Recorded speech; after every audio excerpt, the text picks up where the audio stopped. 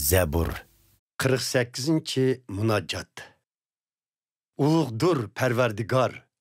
Uning muqaddas tig'ida, Xudoyimizning shahrida loyiqdir u ko'pdan ko'p matilanishga. Büyük ve ko'rkam Sion tig'i shodliqdir butkul jahonning. Hayvatlikdir Zafon tig'ining cho'qilaridek turar u shahrida ulug' podshohning.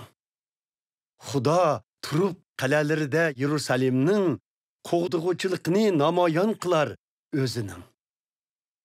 Bir yerga yig'ib qo'shinlarini podshohlar mang'an edi jang qilmoq bo'lib ular. Lekin ular ko'ribli shaharni bo'ldi alaqzoda, orqasiga badar qechishdi, tushib vahimiga. Titrak besib, ularning hammasini qiynaldi to'lg'aq yegan ayol kabi. Ey Xudo, chiqirib sharq shamilingni vayron qilding Tarshishning kemilarini. Qudratlik Sardor Parvardigorning shahri Xudoyimizning shahrida ko'rgunimiz bo'ldi xuddi anglag'inimizdekla. Xudo mustahkam qilar bu shaharni manguga.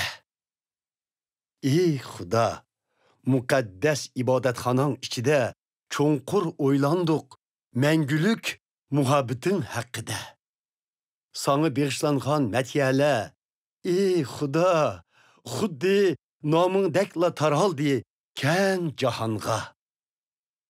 Haqqoniy hukmlaringdan xush bo'lsin Sion tig'i, shodlansin Yahudiya shaharlari.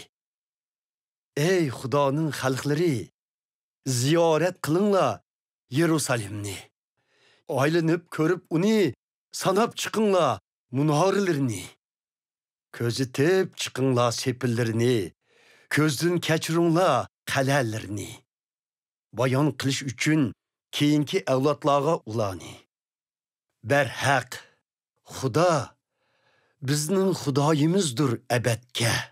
U bizni yetaklar manguga.